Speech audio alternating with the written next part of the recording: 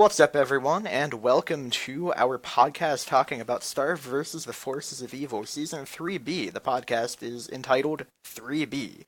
We're very creative people, I know. So, I'm here, I'm Endgame, I'm Port Dog. and, our kind of goal here is just to, week by week, talk about all of the happenings from the prior episode and kind of what it means for the rest of the season, since there's a lot of really interesting stuff going on here, especially I think in week one it was really heavily plot focused, and it kind of sets up a lot of stuff that no one was really expecting. Yeah, I mean, I had said in previous discussions before this episode aired, I didn't really expect to get a ton of new stuff, but we got a ton of new stuff in Total Eclipse of the Moon with the whole Festivia thing, which we'll talk about. And as soon as that happened, I just kind of all my predictions went out the window, and I have no idea what's happening anymore. Yeah, basically, we're all just kind of sitting here going, "What the absolute fuck did we just watch?" But in a good way, in a really good way. In a very good way. So really, the first thing we kind of want to talk about here is sort of combining what happened in 3A with what the information we got from the first two episodes of 3B, Bogbeast, and Total Eclipse of the Moon, is sort of looking at all the cards on the table right now, because I think really one of the big things about this season overall is it's just kind of playing all of the cards in some capacity. Pretty much every major, bit of foreshadowing, every minor character from prior seasons is becoming relevant all at the same time right now. And we kind of just need to look at where they are so we can get a feel for what they're going to do.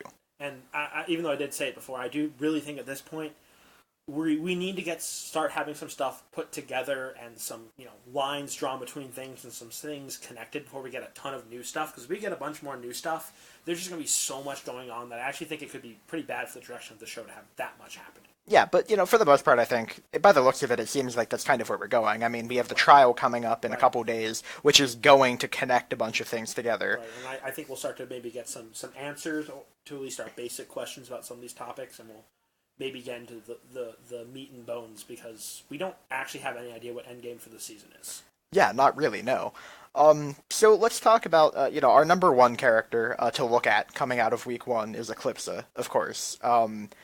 First off, let's just talk a little bit about the episode Total Eclipse of the Moon. That was just a great episode, honestly. One of the best in the show, in my opinion. Honestly, we got to see Moon's ass. It was pretty great. Yeah, we got to see Moon's ass. I mean, I kind of want to root for Eclipsa now. Yeah. It doesn't really matter how shady she might be. In there's, season finale, if she just pulls out that guitar again, I don't really care if she's, in a death battle with Star. I'm kind of gonna root for her. Yeah. I think that basically just shoved her right to the top of the best girl list. Thick, not an actual teenager, plays guitar, pretty high up in my taste, I'd say. Yeah, basically. I mean, you really can't beat that combination of things. Right, unless, of course, you're an immortal fire demon thing who can make infinite clones of yourself. That's pretty good. I mean, yeah, but, we'll get into the Magical High Commission later. Yeah. But, so for Eclipsa, sort of the things that we need to look at here are coming out of Total Eclipse of the Moon. The biggest things to keep in mind are sort of the motivations of Eclipsa and the trustworthiness, and that's going to come into play later on. The most interesting thing to me about her is we can all kind of agree that she has her own side she's working towards, but we don't know what that is. Does she just want to live her life? Does she actually want to make changes to Muni and monster culture? We honestly don't know. All we know is some rhyme about what she did in the past and what she's shown us, which we don't know if we can trust anything she said. We don't know if we can trust everything that she said. Yeah, and on top of that, we don't know if we can even trust what the High Commission's been saying about her. Right. I think we can say that we can. Yeah, so basically everything about her thus far is tainted. Right. There's absolutely no objective information about her past, her motivations, anything like that, thus far. And her trustworthiness, I think, was really called into question. I mean, it really should be obvious that she's, skirting around the truth. That happened in her first appearance in Stranger Danger with Star, where, the question got brought up directly by Star, asking, why did you do the dark spells, or, why did you do the things you did? And she's like, well, I did what I had to do for me. So, I mean, sure, that's an answer, and it was kind of the answer Star wanted to hear, but it didn't really actually address the purpose of the question. It's kind of how I always label her as chaotic neutral. She's not evil, per se, and she's definitely not good. But she very much serves her own interest, and she kind of thrives in breaking the rules to a certain extent. Maybe some of these rules are bad, sure. I think that's definitely the context we can get from her, because we've also seen Star, breaking rules pretty consistently, and she's definitely the good guy. So I think she very much comes off to me as chaotic neutral. Yeah, we'll have to see, because the trial is going to tell us a lot. So let's get into that. True. Let's get into that a little bit right now. Just the trial coming up, sort of the setup that we have coming off of the earlier episodes is that Eclipsa is trying to portray herself very much as just the person who is persecuted for love, and that everything that they're throwing at her is just for love, and, the Magical High Commission is going to say she's evil because she ran away with a monster love, but it's pretty obvious that Star doesn't see that at all. Star if Star believes the story as Eclipse is telling it, it's incredibly obvious to her, and, even the viewer would side with Eclipse in that sense, right? So it's, is that the entire story? Almost certainly not. Probably. But the story as she's portraying herself in the show right now is very sympathetic and is pretty much going to win over anyone who isn't the Magical High Commission, I think. Right. I think we've seen some evidence that Moon might end up being on her side. We'll have to see, and we'll get to that a little bit. So yeah. So the next topic coming off of that whole monster love thing is Meteora. There's really not a whole lot to say about her right now. She's a wild card, straight up. Yeah. I mean, we have some things we might get into a little bit later, talking about, we have this idea that, maybe Festivia is some sort of, plant and isn't actually original royal blood. Yeah. Meteora could make some sort of claim to the throne as the rightful heir, and that could be, a Season 4 thing of this, you called it Game of Thrones music edition. And, there was a cast member, I don't remember who, that actually did say at one point that Season 3 was going to get pretty Game of Thrones-ish in the plot. So that could be really interesting. That was for Season 3 specifically, and it's pretty obvious that something with that's coming, right? Yeah, even if it's not actual power grabs to the throne, there's still all kinds of royal lineage shenanigans happening. Because, we have the whole thing of, our next point that we can get into is who the absolute fuck is Festivia. Is she a daughter that Eclipsa forgot about or didn't mention? Or is she lying when she says she doesn't remember her? But yeah, basically Meteor and Festivia right now are both kind of wild cards. Is she an MHC plant to regain control of the throne? Yeah, exactly. We can be fair. I think the MHC has been manipulating the Butterfly family in differing levels for some period of time. Yeah, exactly. And so maybe they just saw this whole Meteora thing. Meteora was the bad egg from their perspective who, wasn't able to be manipulated, ran off with monster love, had a daughter, and they said, well, Meteora can't be heir to the throne because she's half monster, so we need someone else, and they pulled out some, maybe they were a duchess or something. Yeah, who knows? Something along those lines, and said, okay, you're now the royal, you're now the queen. Continue. But I think basically the sort of takeaway from this is that Meteora and Festivia, maybe not as a character, but as an idea, are the two big kind of things to keep in the back of your mind going on, because we don't really know much of anything about them right now, but they're going to be relevant. Right. I expect to get a little bit more during trial, because there's no way Meteora won't be brought up. And information about the whole Meteora's birth and her father and all that kind of stuff. Especially because by the sounds of it, Moon didn't know. Yeah, Moon didn't know. And that brings us to our next point, is the one character who did immediately know not only about Meteora's name, but about her entire history, apparently the fact that she's incredibly powerful. And 300 years old. And that would be Mina. That is another just sort of big wild card that, during Battle of Muni, she had some kind of weird cameo appearances. But in, a flashback, and it made sense based on what Star talked about it before. Yeah, sure, but Monster Bash... general warrior who'd been relevant in her life as a hero, almost. Then we find out that Mina's been around long enough to know who the fuck Meteora is when no one else does. Exactly, and that's really kind of sketchy, because the fact of the matter is the official Butterfly history doesn't have anything about her. So first off, why does the batshit insane Mina know it? Why is she batshit insane when she's obviously always been a very flamboyant individual, but in Battle for Muni she seemed sober at the very least. Yeah, she seemed she was crazy, but she was effective crazy. Now she's actually, last time we saw her in a current day episode, she was basically just insane. And I think we all wrote her off then as just kind of like a joke character, and then she came back. Yeah, and Starstruck. And, the other thing we have to comment, and in our notes we have written down, why is she Mechahitler? I mean, really, with the way her power was sort of shown in Monster Bash, I don't really know a better way to describe her, honestly. Yeah. She kind of took out Star, Tom, and Marco put together without a care in the world. Which is nutty considering that, Star is pretty darn powerful. Right, and, And she kind of has a different branch of magic than we've really seen much of anywhere. Giant, like, blue-based magic and blue flames everywhere, right. which has been kind of associated with demon stuff before, like in right, Demoncism. Right. But...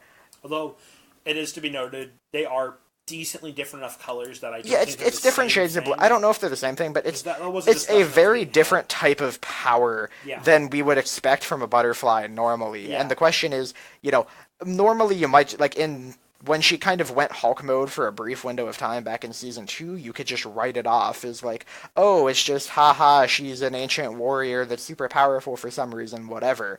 But fact of the matter is, she's coming in as a relevant player that knows things that we wouldn't think she should know. So clearly the fact that she also happens to be ungodly powerful is a factor. Since she's not just a complete throwaway character, and she's actually going to be relevant, we have to assume there's some sort of reason for her to be like the way that she is. Exactly. Whether, even if it's as simple as she was imbued with magical runes on her, they're tattooed onto her back or something. Yeah, who knows? There's something as simple or as mundane as that, but there has to be something unique about her. Exactly. And the thing, one possible tie she could have is to the Magical High Commission, being that they're the ones that would be likely to have the scoop on the Meteora situation. Right.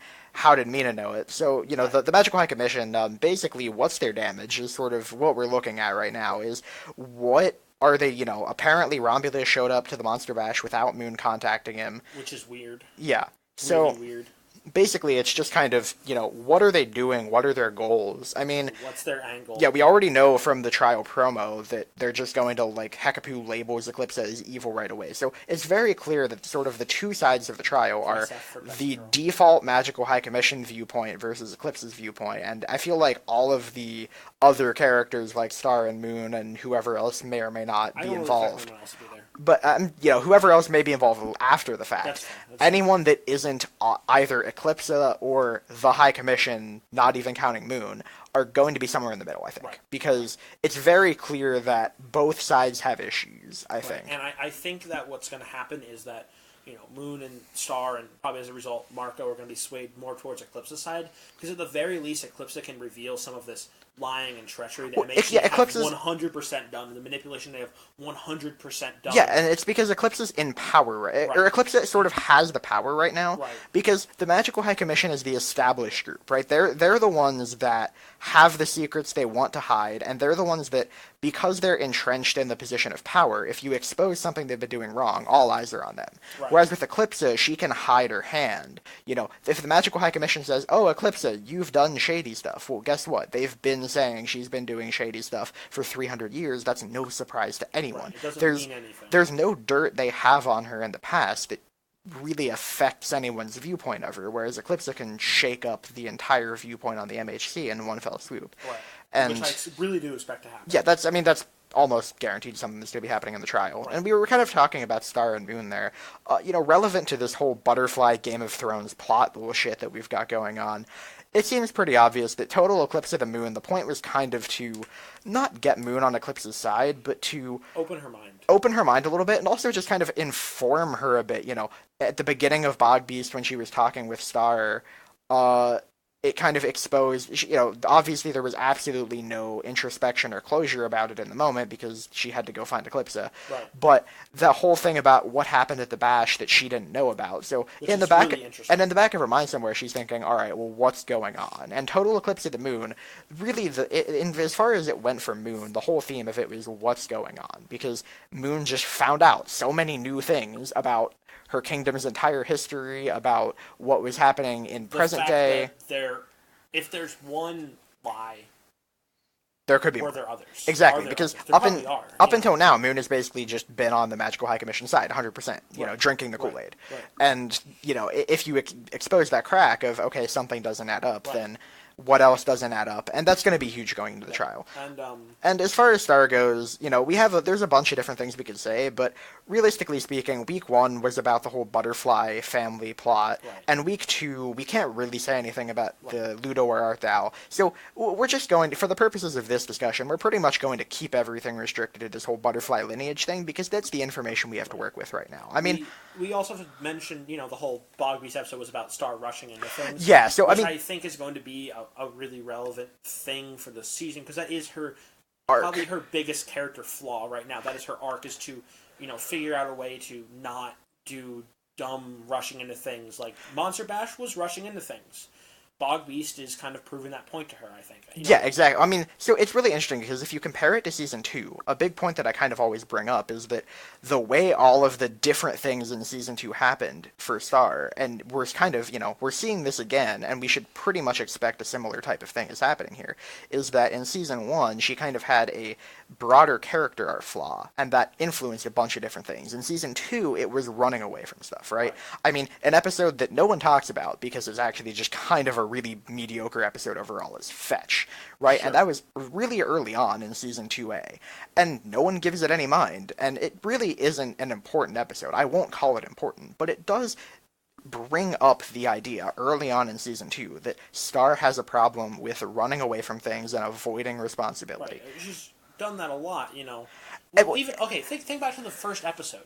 She's basically late to this important ceremony she's supposed to be at because she's off fucking around. She's shown to, maybe that's not the best example, but you can infer that she has from the way that Moon and River act towards her in that moment, you can infer she has a history of not exactly. Oh yeah, no, for sure. But this really the thing is when we talk about it as being a character arc, it's not so much that you're fixing your personality entirely, right? Star is always going to be a impulsive, bubbly person running around. In Bogbeast, that was the same point, because River said being impulsive can be a good thing, and that's part of your character, but there's a difference between being impulsive and being irresponsibly impulsive, right? And that's the same thing. Is what she does most of the time. Yeah, so Season 2, really the whole thing was pretty much every problem in her life at the time was directly caused by her being confronted internally with some kind of responsibility or some new information or something, and then just trying to avoid it, trying to shove it out of her mind, run away from it, not think about it and hope it goes away. And you had that with her feelings for Marco throughout the season, because her whole arc was admitting them to herself, not doing anything about it, just admitting that they existed in the first place. You had her running away from and avoiding her princess responsibilities, but she wasn't really training all that much early on. I was about to bring that up. You look at Baby, sure, Star's super powerful and does that crazy cool thing at the end, but she spent basically 15 minutes of in-show time essentially being unable to do the thing that Ludo did his first day he had the wand, which was exactly. move an item. And like I mean that's 6 feet. that's a 2A thing that she's not really. I mean, there's one episode in 2A where she learns to do a spell properly once, but even then it doesn't really go anywhere, right? So it's showing her making incremental progress towards actually sort of Star is always going to be the character. Level of magic. Exactly, a real level of magic, not just I'm going to throw unicorns out of my wand because I'm a magical girl from an anime. Yeah, exactly. So you've kind of got that going on, and it kind of came to a head, Battle for Muni, I call it Season 2C, because it wasn't really Season 3, it was used to wrap up everything from Season 2. And, not only did you have the actual plot with Toffee and all of that being wrapped up, and you had her admitting her feelings for Marco and then owning them, like, hey, these exist. Sure, Battle for Muni, she's calling him cute, whatever. But the other thing you kind of had was Battle for Muni was, in a sense, her fully taking responsibility for the issues with Toffee that she blamed herself on. Right. And that directly set up Season 3 because she blamed everything on herself. So she says, I blame everything on myself, so I need to fix it as quickly as possible. And this is kind of where we're going into here, and once again, we're seeing that same moral is affecting every part of her life. And we also see, in 3A, she wraps up that whole... She's kind of stopped running away from her princess duties in 3A, to a certain extent. She's back on Muni. She actually is doing things that are befitting of someone in royalty. She's actually going out and she's seeing an issue in the world and actually going to other powerful people and trying to make changes. She's trying... There's that whole episode, essentially right off, the Buff Frog episode, but she's trying to find out, why a certain issue in their society is an issue, and that is something that a person of royal lineage should be doing, Yeah, no, 100%. It's definitely progress in the right direction. Yeah, it's progress. Basically the whole theme and Monster Bash kind of dug into this with regards to the monster art specifically, was that she kind of saw all these things in her life that she realized were issues. And she said, okay, they're issues, I gotta fix them. And then just did the first thing that came to mind as a way to fix them. And it didn't work Right. in virtually every case. And it's the Monster Bash thing kind of got that payoff and resolution within the first half of the season of her realizing that just because she wanted the monster human relations to get better and did something about it doesn't automatically make it happen the way she wants. And the other two big points of her rushing into right now are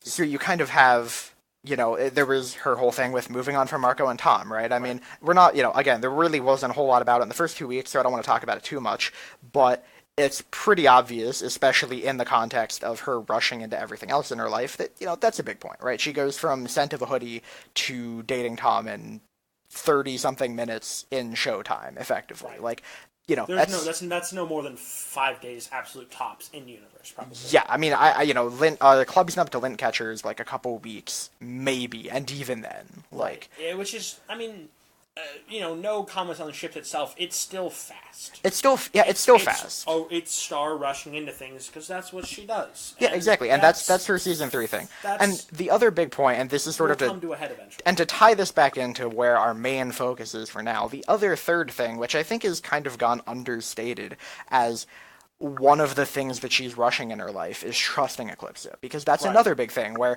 she comes back to Muni, is just kicks, like, it literally kicks down the door on like 7 different occasions, but it pretty much sums up what she's doing, right? She walks in, kicks down the door, and says, "Hi, I'm Star Butterfly, I'm a badass, and I'm going to fix something." So she comes into Muni, says, "Hi, I'm Star Butterfly, I'm a badass, and I'm going to fix what I see as wrong with the kingdom's views on things." And then Eclipsa's like, "Hey, I'm someone that the Magical High Commission persecuted for liking monsters." So Star just goes, "Hey, I trust you." Because Star has this viewpoint in her mind and just automatically sides with the person who tells her what she wants to hear. Right. And that's really just heavily tied into the rest of it, and that's the big thing to be taking on from here. Right. And we've got other characters, Marco, Tom, Glosseric, that are all certainly going to have things going for them. I feel like Glosseric eventually has to be addressed at some level, but it could happen.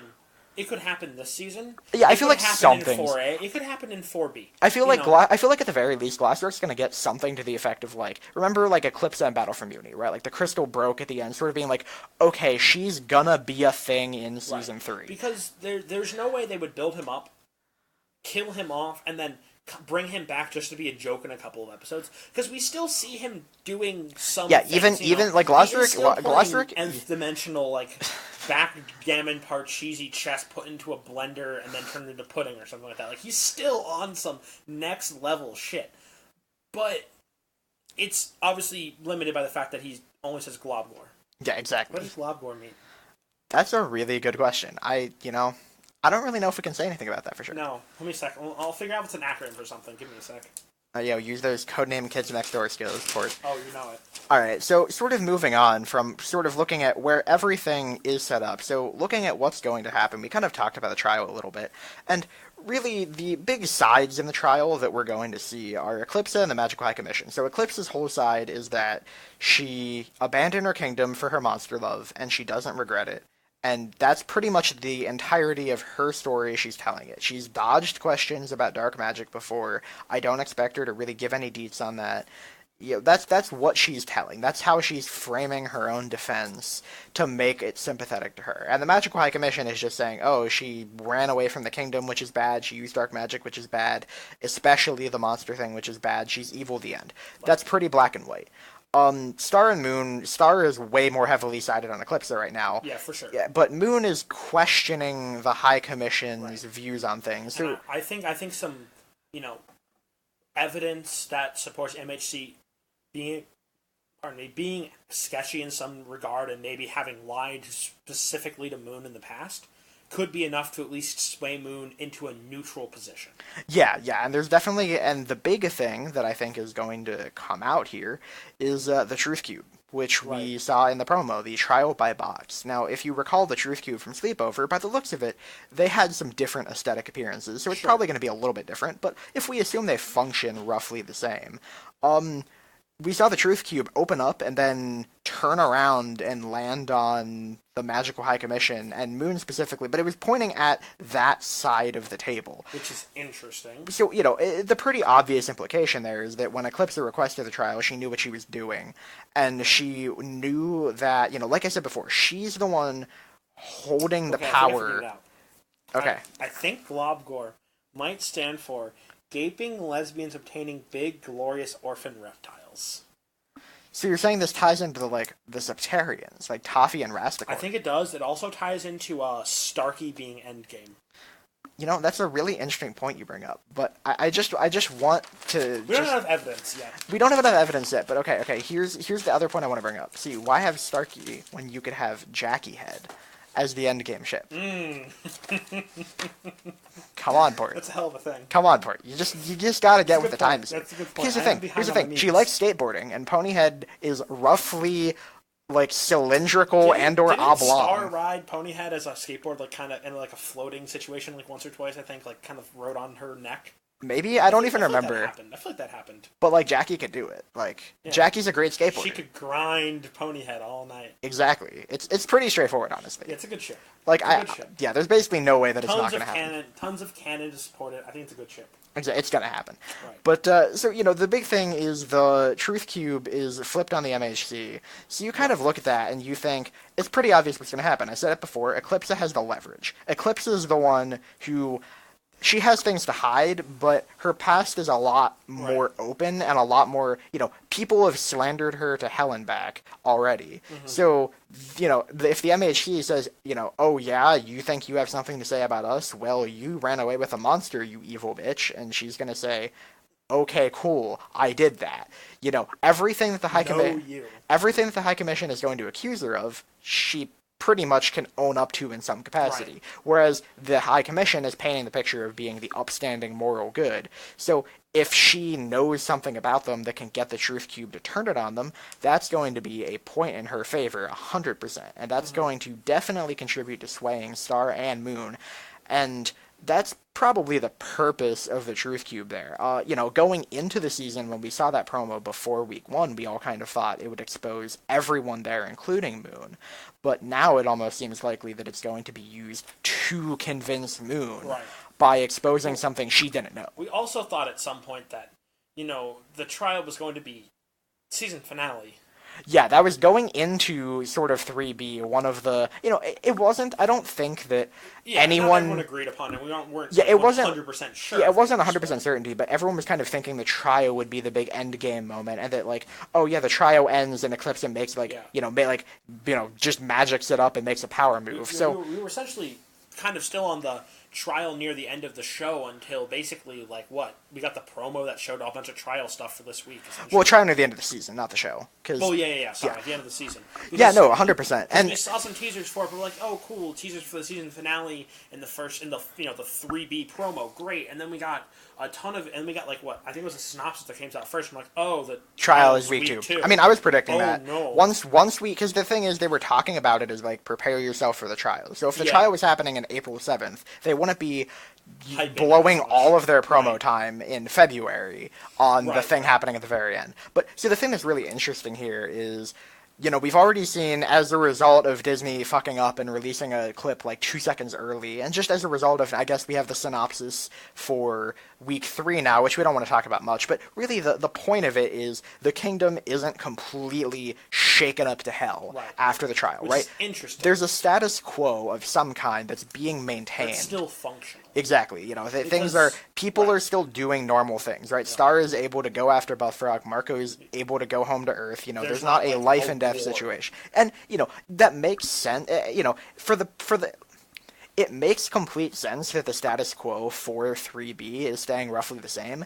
The thing that's interesting is with the trial happening earlier, what happens at the end of the trial such that it doesn't happen. Because all of our assumptions were the trial is going to be this huge thing that changes everything, and as a result, it happens in the finale because it's that huge, and because it happens in the finale, shit can shake up immediately. Right. But since it's not, it almost makes it sound like it's not going to be as earth-shattering. Like, obviously it's going to be a big moment, but you know, from the promo we got, it's almost being painted as comical in a sense, right? It's Eclipsa, you know, the literal scroll holding up with the word evil on it. Right. Like, we don't know what Eclipsa will be doing afterwards, but it seems pretty obvious that after the moment the trial ends, things are gonna remain pretty functional in the castle. Right. Essentially what that means is, this isn't gonna end in some massive, like, MHC trying to lay siege to, like, Butterfly Castle. So, whatever... The Star and Moon broke out Eclipsa and basically flew from the bird and teleported back home or something. Whatever happens, we'll see. Right. But, like I said, as for the outcome, who the fuck knows? So, we'll just have to wait and see for Re 2. So looking at, Ludo, Where Art Thou Now? We don't know nearly as much about this. We don't know nearly as much about this. But there are a couple... total seconds of footage and the synopsis, which doesn't really tell us much. And even then, we don't actually so the footage that we may or may not have from the episode is the, Ludo, the zoom-in shot to Ludo's face saying, "Hello, Star and Marco." We've got that brief clip of Lord Avarius at his house, Ludo's dad. So... Right. We don't really know what the deal with it is, and we can't even 100% guarantee that all of those clips are from this episode, right? It makes sense. Yeah, it makes sense to an extent, but we don't know. Right. So the synopsis tells us that, Dennis goes on an adventure to find Ludo or something like that, right? So the number one point that I want to bring up here, more fucking Dennis. Which is hype as hell. Let's go. I mean, to be fair, I think we were talking about, Jackie Head earlier. That's a good ship. But you know what's the real best ship? Ludo and Chipbag. No, even better than that. Dennis X Moon. Dennis X Moon is a great ship. I mean, she did ride him once. She did ride him once, and, when he said, "We must go by wing," he gave her some wing. I mean, that's the best pickup line you can honestly give someone. I mean, yeah. I really just can't think of a better way to put it. For 3.5 years. Yeah. Did you use that pickup line on Reporter? Of course. I used it before the show came out. They Okay. stole it from me, of course. But, It's very effective. "We must go by wing, milady." Yeah, Using milady is very good. You gotta go milady. Special tip to all my fellas out there. Make sure to call women milady. They love it. They definitely won't think you're a fucking creepy loser. Exactly. 100% of the time. And it's already happened twice in the show. Marco did it 0% of the time, 100% of the time. And Marco did it to start, and she said, "Don't ever call me that again," which is obviously girl code for "I'm so horny right now." Of course. So, yeah. Obviously it's pretty straightforward to me. Yes. That's the best way to go about life. Right. So really all we can say about this is that, it probably... The fact is, we know that Dennis is going to be, he's going to be involved, right? We can't say that the episode will be an 11-minute solo adventure. And I don't think it will be. But the other thing is, we did have that shot of Lord Avarius, so it is going to be an episode focused, to some extent, on the Avarius family. Which is good, I think. Yeah, exactly. It's interesting to see how this becomes relevant after the fact, because right now, it seems like a self-contained thing. It very well might be a setup for later that doesn't really do anything yet. And by later, it could even be season 4, right? Like, we have no idea what Ludo could be doing that could make him relevant. Going to join, as I call it, the Avengers lineup. Who knows? Is he going to be good again? Is he going to be relevant to, the whole Marco, Star, Tom, Jana, Arc, Kelly, whatever, Tony, I've always been calling it the Avengers Assemble shot. Is he going to be relevant to that group? Is he going to be a recurring character again in season 4? Is he going to be an antagonist? Is he going to be a hero? Is he going to just be, there sometimes?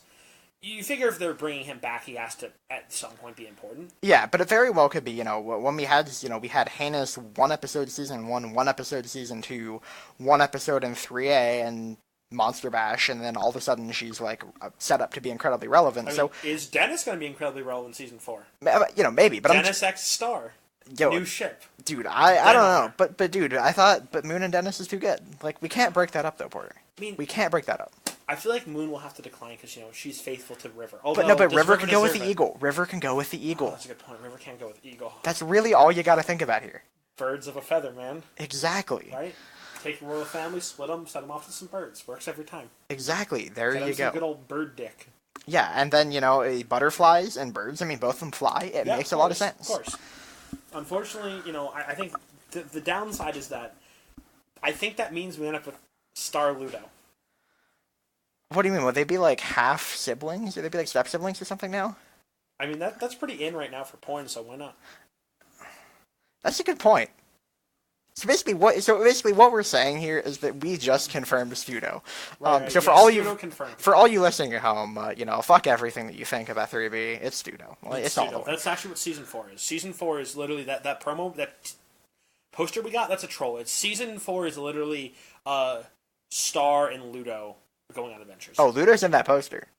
You just don't see him on the screen. Oh, yeah. He's got his beak, face hole deep in the cooch. Yeah, exactly. There you go. Because, birds eat bugs, she right? Looks pretty happy, too. Birds eat bugs for it. Birds eat bugs. Eat the bug. Eat the bug, then fug the bug? Yeah, there you go. Perfect. Alright, so, move, and, the one other point to bring up about that, and I have no clue how relevant it's going to be, is one of the storyboarders, Zach Marcus, did tweet out at one point when he was talking with Brian H. Kim, the music director. Both of them were just kind of hyping up the episode as, like, the Ludo app was fantastic to work on, and it was mind-blowing. Which is weird. I mean, yeah, sure, but, Brian might have just made some really cool music for it, but Zach was saying it was really cool, too, and Zach did mention, someone asked, like, oh, is this bad news? And he's like, it depends on your ship. So, what does that mean? I can't even begin to say. He's known to be a bit of a troll. He's known to be a troll. The only thing that I would think is that I just have a feeling he's not outright lying. Right. That, it's going to be a bait and switch, if nothing else. Right. That some kind of, Ludo departs with his beloved chip bag, right. And that kills the, golden Ludo crisp, the Ludo crisp ship, right? Right. I don't even know if that has a name. It really should have a name. It really should. And we were talking about that, that's definitely a possible option. Or it could just be like hey, if you take this one line between two characters 100% out of context and, like, amplify it times 20, it means that they'll never be friends again. Now the other thing that you do have to consider, though, and I will just bring this up, don't really want to get much too into it, but you have to be thinking about how, Bogbeast was an episode, it took the entire 11 minutes to do it, but it was kind of, the point of it was sort of, painting we're at the beginning of 3B, there's an arc that's already been set up, and then we need to sort of focus its direction, right? Like, there's a bunch of stuff that happened in 3A, and you could kind of see, like, okay, Star's rushing things, that's pretty obvious. It was, pretty straightforward, I think, that was an issue in 3A. But 3B kind of takes time at the very beginning to tell the viewer pretty directly, okay, so we saw that this happened in 3A, here's what 3B is going to be focused on resolving in this part. So, since the first 3 episodes were really, or the first 1.5 episodes, the first 3 segments, rather, were really focused on plot stuff, you have to be thinking that a similar moment probably needs to start happening for the other arcs in the show besides the plot. So, I wouldn't really rule out some minor interaction happening between some subset of characters that's going to not be a huge moment in itself, but give that clarity of this is the direction things are heading. And not that we can't already take guesses as to the direction things are heading, but something that clarifies it, that says, more specifically, like, oh, is something going to crash and burn in the next 20 minutes of showtime, or is it still slowly petering to a halt, or that type of thing. Yeah, I think that kind of transitions us well into our last section we want to talk about, which is some of these broader things going forward. And we already talked about the whole Game of Thrones thing. Is Festivia a real heir? Is Meteora technically the rightful ruler to the throne still? Yeah, is the entire mainstay butterfly lineage actually? Is that an illegitimate lineage? Is season 4 finale going to be Meteora literally trying to reclaim the throne, or legally reclaiming the throne? Yeah, exactly. And if the MHC kind of gets thrown out of power by virtue of everyone not trusting them anymore, that would open up, someone that they don't like could take power. Could be Eclipsa, could be Meteora. Exactly, and could be Mina. Who fucking and knows? I feel like we're going to know not everything, but we're going to get a clearer picture for where this could be going after the trial coming up. We're going to see, depending on the state of how does Star feel, how does Moon feel, where is Eclipsa, what are her motivations, what happens to the Magical High Commission in the trial. Are some of those questions are going to be answered, I think. Not all of them, but some of them, and that'll give us an idea. And then, as far as our characters go, Star rushing things. We talked about that. And that's going to branch out to every area of her life. Right. But, in a sense, the way she's going to realize that she was rushing things is for it to blow up in her face. It happened once with the Monster-Mutant relations. Monster Bash went pretty badly, and it wasn't a total wash, because among the youth, they were actually pretty happy to engage with each other. And I think the long-term, the end case of after Bash happened, there was some bullshit happened in the end, obviously, but I think the general consensus was that all of them were like, this was a good step, but it wasn't enough, and it went kind of wonky, so we're going to have to wait to try again. Exactly, and it had, progress. And the situation with people getting kidnapped, kind of, you saw even the open-minded youth of Muni were still kind of, when shit hit the fan, they were trending towards accusing the monsters of doing something wrong. Just for being monsters. Exactly. So, it's a step, but it's not going to fix everything. And we saw, the fact of the matter is, in that case, I assume we'll see more steps coming up in the future at some point. Maybe I feel like the monster-human relations as a core plot focus of the show is on the back burner for now. Yeah. But I expected to honestly probably sit there until 4A. I know it could, but the other thing is, just as a brief mention, the Buff Frog leaving Muni for a better life. That sounds like it could really be tied into something, and it could be as a result of the trial. If something changes as a result of the trial, Buff Frog could say, I don't think this is where I'm going to have the best chance anymore, and try going somewhere else. And in the process of Star and whoever else may or may not be with her going to find him, it would serve as world building in the background of exposing the current condition of monsters in Muni. Right. And one thing, I have this, obviously no basis theory that Schooled is a episode where the buff babies actually literally go to school, because my idea is that you see school spelled like the K and the exclamation point. It makes me think children. Well, yeah, but there's also, I think schooled with a K as an actual it sounds like slang, but in terms of as a lingo, schooled with a K is the you got schooled, son. That's what the word means. And I'm pretty sure the title itself has an exclamation point in it. So that is true. It could be anything, but who knows? But overall, that in 3A, that was one of the big plot focuses was that arc. It got 3 or 4 episodes by itself, and I don't think it's going to have that now. But the fact is, she already had the revelation about rushing things with the monster-human relations not working because of the fact that shit went wrong, and it's pretty safe to say that that she's trusting Eclipsa too blindly. And that's in some way, shape, or form going to blow up in her face. Right. So that's kind of going to be the, okay, shit, I shouldn't have done this. And, establish a pattern and figure out that something big happening in her life is going to influence her, either influence the relationship with Tom, or after it probably ends, influence her hindsight on the matter and her feelings moving forward, whatever. But it's pretty safe to say, that, her realizing that she rushed things, probably by virtue of it blowing up in her face, is going to help her grow around it and help her overcome it and, fix the issues that it caused. So that's pretty straightforward. And then... little note about Tom, I don't expect to see a ton of character development for Tom, because I think he's had a pretty... decent arc. So he has and he hasn't. Not going to talk about this too much, but basically, the big point that I always bring up when I talk about this is Club Snubbed. He literally stands up and delivers a monologue of what his Season 3 arc is. Right. And it's very straightforward, because at the beginning, I liken Tom, and, this is maybe a little bit harsh language, but I don't think it's really all that irrelevant, is Tom in Club Snubbed is sort of a guy that has really, he's, addicted to some type of drug, right? And he has really good intentions to quit, and he does for like a week. And then at some point along the lines, he stumbles upon like a gigantic bag of like the most expensive, purest shit you can buy. And does it, I'm not saying he's morally, in this situation it's different because obviously drugs and relationships is very different, but in terms of how Right. I kind of think about his arc, he goes into Club Snubbed with all the intentions to move on, but he hasn't. What he's saying, I had a wake-up call that I need to get over my obsession with you, Star.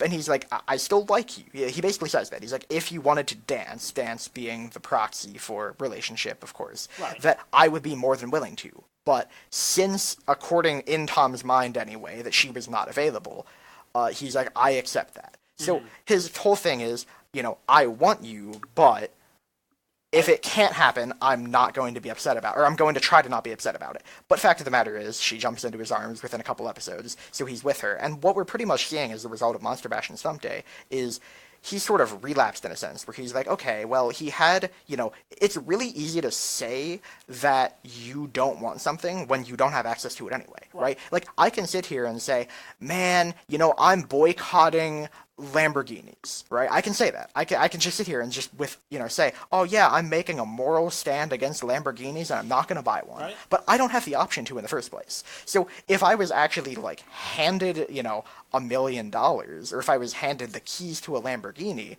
would I still boycott it?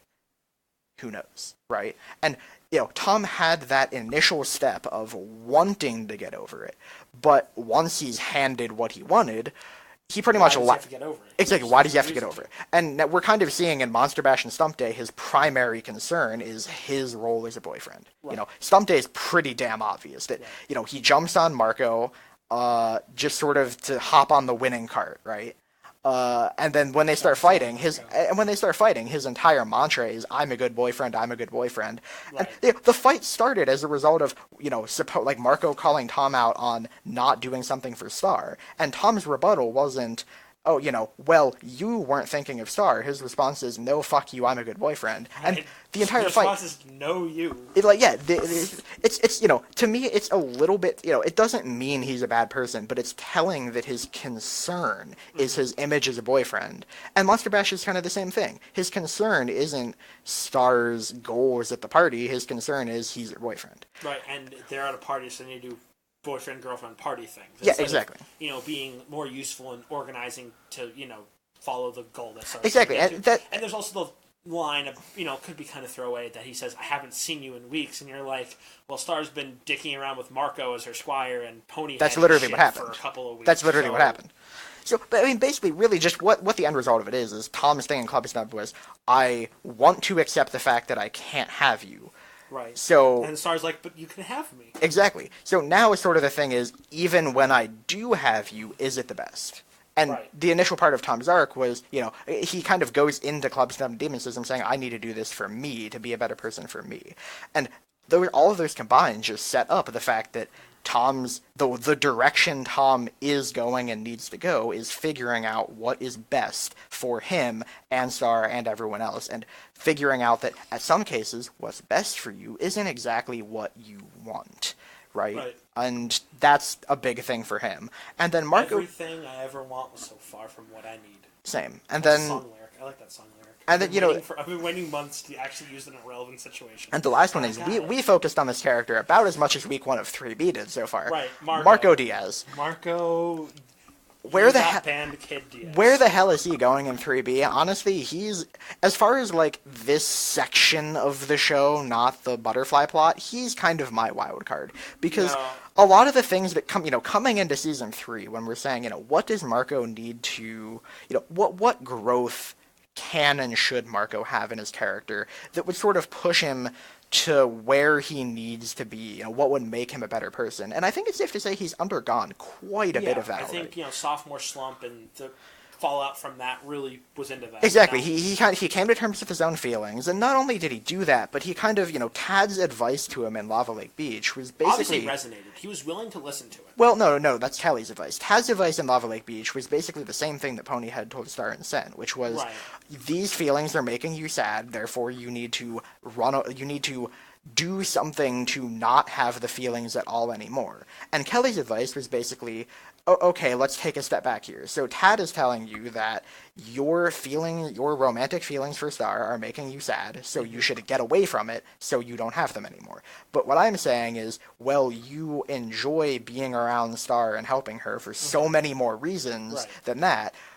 Why let that one thing that's making you sad override everything else? Right, and in this scene, Kelly's pulling a season 2B Star and just shoving a guy she likes into the arms of someone else. Yeah. I mean, there you go. Obviously, romantic Calico is probably almost never going to fucking happen, but Kelly obviously wants the Diaz. I mean, pretty much everyone does. It's just like it's a rite of passage in the show. Harem ending. It's telling you. It is a rite of passage in the show for all female characters to want the Diaz at some point. Some male characters.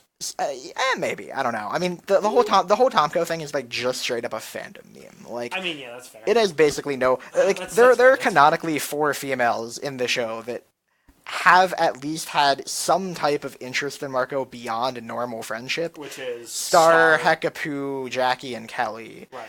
I mean, if you count the fact that Moon kissed his forehead, which is like... And if you count Higgs, which I do... Oh, there you go. I mean, that's like 6 people. That's a lot. Right, and then, you can obviously make memes about, various... That one fucking cheerleader that everyone randomly pulls out of their ass. Oh, yeah, Sabrina for some reason. Sabrina, yeah. I don't know, dude. Like the other 2 random cheerleaders, no one cares. Yeah, who knows? But everyone knows What Pony... about this But Skulldugger? everyone knows Ponyco's endgame, so it's fine. Ugh.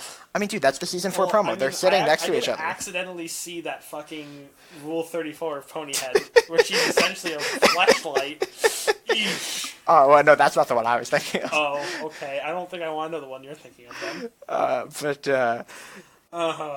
God bless. So, God bless the internet. So, the thing that's just really interesting here is, in terms of you're looking at, you go into the season and be like, well, what are his biggest issues and where's he going to go from here? Oh, and one other thing, Yeah.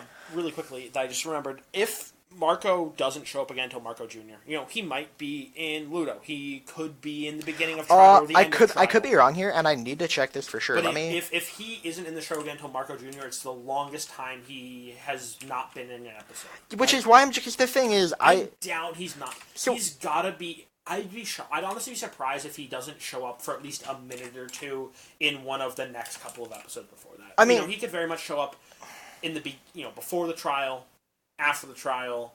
He could show up, in the Ludo episode, which I think we have a decent enough reason to think he might. Yeah, so an interesting thing to note that has kind of been making the rounds on some, forums, some like Discords and Reddits and stuff, is the IMDb page has for different episodes, has actually been updating with cast lists decent bit in advance. They actually put up a couple days ago information about the cast list for week 3 before we even had synopses, and no one could really know. We still can't confirm or deny if it's accurate, but the fact that we're getting more information on Wait, can you go back to that one? Can you just go back to the last page? Sick thumbnail. Nice, but I wish everyone could see that. It's nice. But so let me just pull up the episode guide here just for our purposes while we're talking. So if you kind of pull up these things, what we're kind of seeing here is, the Bogbeast and Total Eclipse of the Moon, the cast list for it was accurate. It has, Star, Eclipsa, Eddie, Moon, River, like all those main characters, right? Week 2 does in fact list Adam as a credited cast member, and it also includes Romulus, Ludo, Sean, so it's characters that we know also are going Jana, to be in it. Apparently. Yeah, no, so... you can't confirm. Well, we don't see the full cast there. Well, if we see if because it's probably gonna have like Hekapoo and stuff. Okay, no. So here's the thing. So so basically, my assumption here is that while the full cast list is not included, it's interesting to me that it's specifically including characters that we haven't like. Okay, yeah, you could say Sean is confirmed. You could say Romulus is confirmed. You could Ludo's say, confirmed. and it And doesn't. Star's confirmed. Sure, and it doesn't list Moon. It doesn't list Eclipsa. It doesn't list the Truth Cube. Whatever. We don't know why it won it. Or but Hekapu, or... exactly, but it's yeah. interesting that there are specific characters that it's listing that we shouldn't know about yet, and I'm inclined to think, to an extent, that even if it's not complete, the information that they have listed will be accurate. I mean, it very much could be the Jenna thing. Could literally be at the end of Dennis finding Ludo, they kick a portal open into the castle, and Janna and Star are just hanging out doing. Plus, I mean, and the other thing we have to talk about is since the episode, it's one of those things where. What was it? In the synopses for Lintcatcher, it was, one of the sets of synopses for Lintcatcher said, Sir Lavabo gets a familiar squire. Which, the thing about it is, yes, that's a thing that happened in the episode, but it was like a tertiary role. So the Dennis adventure could very well not actually be like the focus of the 11 minutes. There could be something else going on that it's just hiding. And that could include other characters. Another interesting thing to note is that is another mystery, and Marco Jr. is actually listing Tara Strong, a very prominent voice actress who has not done anything for Star yet. Interesting. Who knows? But same. you know, Marco's getting a sister, I guess. Kappa. I don't know. I mean, well, she wouldn't be born yet. This is only a few months later. But, so really, the thing, it's just an interesting thing to keep in mind. But it seems incredibly likely that Marco's going to be in week 2, because the only times they've kept him out of the show for more than basically one 22-minute segment, or full episode ever, the only reason he's ever been absent for more than one full episode at a time is when it was completely 100% intentional. Battle for Muni had him gone. They were split, and not only split, not only gone, but separated from Star. Because the only 2 times that's happened for any length of time were Battle for Muni, where he was in quite a few of the episodes, but he didn't actually reunite with Star until the end. So he was apart from her for 3 full episodes. There was literally a point where I think there was there's an episode basically all entirely about Ludo and Toffee and Glossaric. Exactly. In there as well. That was Star wasn't even in it. And that's what Total Eclipse of the Moon was, kind of, and the same type of thing. And Marco didn't really belong in either. Exactly, and week 1 of 3A proper had Marco being absent for a full the entire run from Rest and Pudding up through Sophomore Slump, which was 4 consecutive 11-minute segments without Marco. Right, and then Sophomore Slump was essentially what Marco was doing during that entire time exactly. period, and it but made sense. Sort of the point of that... Because they were physically separated across the Exactly, so the point of that is, really, the way I see it, is if Marco is not involved in the show for lengths of time, and not only if he's not involved in the show, if he's not hanging out with Star pretty often... more or less once per normal episode. This first week was different because there was a Moon Eclipse episode. But in any week where, both episodes are or where both halves of the episode are some type of normal, if Star and Marco aren't hanging out in at least one half of them, there's probably an intentional purpose behind it. So if Marco isn't becoming relevant, immediately in the near future, I would even say if he's not relevant in the Ludo episode, there's got to be some type of purpose behind it. Right. If Marco Jr. goes some weird route where Marco, where it's actually setting up Marco and Star being distant for some reason, which really unlikely, because Deep Dive and Stump Day were both showing them on the upswing. Exactly. But it's just interesting because of the fact that Marco, as far as we can tell, obviously he can always grow, but the big key points have already been hit, right? He kind of figured out his feelings for Star. He took them and did, he's not moved on, but he's figured out how to deal with his life as a result of that. Right. And not only that, but Nightlife was kind of okay, well, what if he finds something else to do with his life? What if he takes Tad's advice, right? And Nightlife was the opposite of that. Nightlife was him saying, not only, to begin with, part of the reason he was doing the adventures with Hekapu was he knew that the portals were caused by Star, and he was trying to close them up so that Star could keep doing what she was doing. And, not have her get caught by Hekapu. Exactly. So Marco was in the process. He wanted that thick ass. So even in the process of doing what he was doing and disobeying Star or whatever, he was still looking out for her. There's something in her best And interest. at the end of the episode, he basically sits down and just says, well, I like doing what I'm doing, but what I, as an individual, like doing more is helping you. Right. So that's pretty much, like, to me, that's just an almost cap on that part of the arc of being like, he's not going to run away, he's not going he to... understands it's a bad option. Yeah, he's not going to abandon her as a result of whatever feelings he has. So the question is, moving forward, I mean, in a simpler sense, you almost say he's just kind of sitting here waiting for everything to fall apart around him. But I feel like that's a simplistic view on it, and what is he going to do in the meantime? I can't say. I mean, as far as Marco Jr. goes, I have some basic theories about it. My first instinct looking at that episode is that, okay, sure, Angie's having a kid, that'll probably happen, like, she'll actually have a baby in season 4. Right.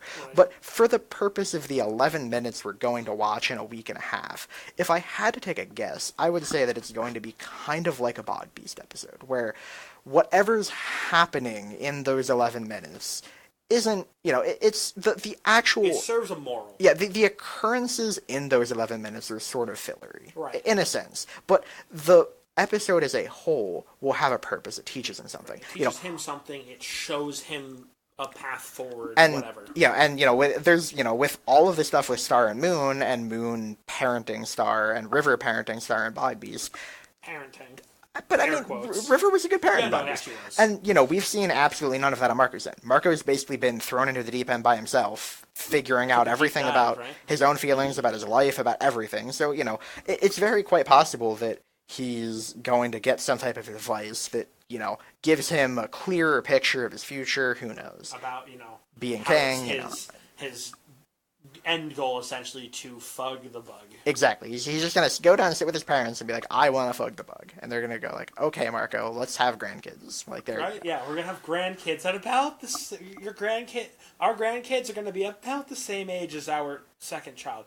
Also, why the fuck are they having a child? You know what? Do you wanna know why? Because they have empty nest syndrome. Because they're pretty sure Marco's probably. I mean, let's be fair. No matter what Endgame is, Marco's probably going to end up being on Muni for the rest of his life, or interdimensional travel. Yeah, exactly. That's just really the only thing preventing the end game of Marco being on Muni with Star is if Star herself isn't on Muni because shit goes crazy with Muni in season 4. Right. Of course. But I'm going to say I doubt Marco will never come back to Earth as a normal Earth person. Finish 3 more years of high school, go to college, move out of his parents' house. That's just not how it's going to end. It's never how it's going to end. So I think they're just kind of empty nest syndrome, and they're just gonna fill it by having another kid in their late 40s. So there's a statistically higher chance that they'll have a birth defect. But don't worry about that. Yeah. So who knows? We'll have to see what Marco's gonna do coming up. But so really, just looking week 2 is mostly about the plot. Right. Ludo episode's a wild card, right? We have no clue what it's gonna do. Ludo's a wild card. Yeah, Ludo, what the fuck is Ludo going to do in this season? I'm excited to find out, though, I'll be fair. Yeah, exactly. I like Ludo. It doesn't help that his voice actor's, actually fucking amazing. His voice actor's the same one as River. I know. It's Alan Tudyk. I know. Alan Tudyk is amazing. But WTF, 2 dicks. Dude, exactly. So, let's see here. So, that kind of covers everything after week 1 and week 2. So, looking to close this out, let's just talk about here. Okay, so, just as a fun thought experiment, I want to come up with a game. How... Just using, the information that we have about this season. Give me, I'm going to ask you to come up with this right now, Port. Mm-hmm. I want you to give me a route using all the info we know about ep titles and synopses and promos for the episodes. I'm bad at remembering. For the episodes that we do have. I'll pull them up for you. Okay. One moment. Okay, so I'm just going to pop open your shitpost image that has the ep titles. Of course. Good so shitpost. just using the information we have about these episodes. Okay. Okay, here's what I'm going to say. So I want you to give me a way, using these episodes, that the season finale has Jackie take the throne of Muni. Ooh! And it has to be an actual build-up here. An actual build-up. Okay. Give me 6 seconds here. Alright. So, Butterfly Trap. We find out that Festivia is actually a daughter of Eclipsa, right? And we find out that Festivia had some sketchy shit going on too. I think we all can agree that she's probably has some sketchy shit going on. And we're not going to get any more information into that for a bit. Because we're going to get through Ludo, and we're going to have, Ludo's going to be back, whoop-de-fucking-do, maybe he'll be like, hey, Star and Marco, why the fuck aren't you guys fucking right now? I want to watch. Whatever, it doesn't matter. Is another mystery Buff Frog episode. They do some shit, who gives a shit? Marco Jr., he's back on Earth. He runs into Jackie. Jackie is like, hey, yo, what up? And he's like, oh, shit's nutty, dude. Like, they're cool. They're friends, right? And he's like, yeah, shit's nutty. We got this fucking, like, Festivia shit going on. I was like, oh, Festivia, that's weird. Think about my, like, great-grandmother, like, 30 generations back. And you're like, what? All right. So it turns out Jackie's actually descendant of Festivia, right? That makes sense. Right? Of course. So we're going to get schooled is actually a Jackie episode. Because she's going to school some punks back on Uni with some sick skateboarding tricks, and she's going to pass the knight exam. Oh, okay, that makes sense. So she's going to be a knight now. And Booth Buddies, who gives a fuck? That's probably some, like, Starco, Tom Star, pony head sucking off Jana. I don't give a fuck. Bam Wee Patty is like, what's that? It's like night party in Korean night or party, something. So it's a night party, right? It's a night party, right? Party night, I don't know, dude. Well, no, it's a party for knights, which Jana is now. Oh, that makes sense. So she's they're gonna be in misspelling this it on purpose. Exactly. That's some next level shit. So it's party right. night with an N. So they took a phrase, translated into a different language for some reason, made that the uptitle, but the original version of the phrase before the translation was purposely misspelled. Exactly, of course. It's a party of knights, and she's there, and she's gonna, like, the knights like her because she's got, like, skateboarding skills and, like, she's moderately thick. Yeah, exactly. And Tough Love is her giving tough love to the entire Butterfly family by saying, I'm in charge of this bitch now. And in the season finale episodes, it's essentially Jackie and her army of men who want to fuck her, essentially, beating the shit out of the Butterfly family and taking the throne. Well, there you have it. I think that's a really good theory here. Yeah, it's really good. I just don't see how this isn't going to happen. I think my original theory of the season finale being Star sucks Marco off and Marco eats Star's ass is a lot better than Endgame. But with that in mind, just remember, everybody, use protection. Yeah, and there was actually one thing that we completely forgot to get to, was that scroll. And who gives a fuck about that? I mean, I don't know. This will be so. The one thing is basically. The one point to mention, just gonna throw this away because it's clearly not gonna be relevant at all, no, of course is the whole thing where the scroll that was like erased or had shit like stitched over in Total Eclipse of the Moon. It said it was the thing. It was the daughter of Eclipsa and King Shastakan was, and then Festivia was overwriting something else. So really, the thing to just kind of give a thinking emoji to right now is that King Shastakan. So. The surface level meaning of the scroll is, it's referring to Meteora, and then it was stitched over to rewrite history so that Festivia could be the lawful ruler. But why is Shastakan a king? Because we know, at least according to the tapestry, which we can't confirm it's correct or not, but according to the tapestry, she was married to a Mumin king, and then ran away with a monster. So if King Shastakan's the Mumin king, then, assuming the scrolls are omniscient, which they seem to be, right. Then was definitely the story we got from Eclipsa. And I mean, we saw that because Moon walked up, and the scrolls were writing about Star being the Bogbeast. So, like, the scrolls know shit that's happening completely unrelated places objectively. Right. So, if King Shastakan is the Moomin King, then the daughter that got stitched over wouldn't have been Meteora, or the scrolls were tricked somehow. Right. Or King Shastakan, it's like a monster king of some kind, but then why do the scrolls just casually call him king and not king of some monster faction? Of the monsters or whatever, yeah. And what was Eclipsa doing during the 4 minutes, or the giant length of time when Moon was trapped in the thing, right? And, who knows? But there's a bunch of sketchy shit going on there, and things aren't what it seems. Right. And really what this is just telling me is that since things aren't what they seem, Eclipsa is covering for Jackie here. Which is just the big thing we got to keep in mind. Of course. Maybe Jackie is actually Eclipsa's daughter. She's just 30 years old. Yeah, exactly. That would explain why she's so thick for like a 14-year-old. Right. Because she's actually like 300 years old. Right. She's like one of those like, it's okay, officer. It's a 900-year-old dragon. I can fuck her. Right. Exactly. I mean, not that stops like half the fandom anyway, but Looking at you, sir. Jackie? I mean, Star, but you know what I mean. The fuck are you smoking, my friend? That's Stars for Marco, Porter. Stars for Marco, Porter. What the heck of who's for me? I mean, hey, dude. There's enough Hecapus. There's literally infinite Hecapus to go around, my friend. There's literally infinite Hecapus. I'm sure you can spare, like, a couple. No. God bless. Your cock can't help you. I don't know, dude. I don't know. Have a good night, everybody.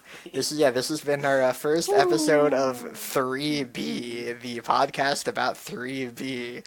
Catch us next week when we, give the deets on, the result of the trial, where it turns out Sean is actually the lawful ruler of the throne. Oh, Sean is the physical form of, like, Antichrist in the known universe. Sean is actually Glossaric. Ooh, well, he could be like the MHC and be Glosseric's son. That makes a lot of sense. That makes a lot of sense. We'll be back with more on that. That's why he's a trolly fuckboy. Once this becomes canon next week, we can talk about it a lot more. So with that, we are signing off.